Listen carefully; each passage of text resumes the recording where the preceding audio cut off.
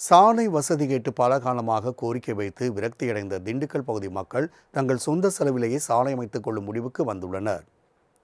திண்டுக்கல் மாவட்டம் சானார்பட்டி ஒன்றியம் விஎஸ் கோட்டை ஊராட்சிக்குட்பட்ட டி புதுப்பட்டி வெள்ளையாபுரத்தில் சுமார் 50க்கும் மேற்பட்ட குடும்பங்கள் வசித்து வருகின்றன.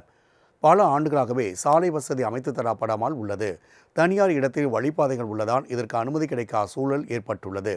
கிராமத்தில் மருத்துவ சிகிச்சை தேவைப்பட்டாலோ, கர்ப்பிணிகள் பிரசவத்திற்கு அழைத்துச் செல்லப்பட நேர்ந்தாலோ மிகப்பெரிய சவாலாகவே அமைந்துள்ளது.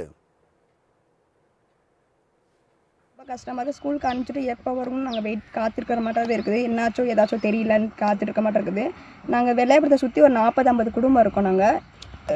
எனக்கே டெலிவரி அப்போ கூட 108 வரக்கு ஒரு 2 கிலோமீட்டர் தள்ளி தான் நாங்கள் குளத்துக்குள்ள இருந்து தூக்கிட்டு தான் வந்தாங்க. என்னைய கைத்தாங்க தூக்கிட்டு வந்தால் என்னை டெலிவரி பார்த்தாங்க. இப்போ சப்போஸ் எந்த ஒரு குழந்தை இறந்தாலோ நல்லது கெட்டத்துக்கு போனாலும் வந்தாலும் எங்களுக்கு போக ரொம்ப கஷ்டமாக இருக்குது. எங்களுக்கு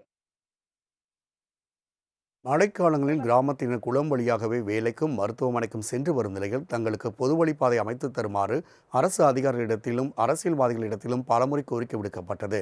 ஆனால் இதுவரை எந்த நடவடிக்கையும் இல்லாததால் கிராமத்தினர் தங்கள் சொந்த செலவிலேயே பாதை அமைத்துக் கொள்ளும் நிலைக்கு தள்ளப்பட்டனர்.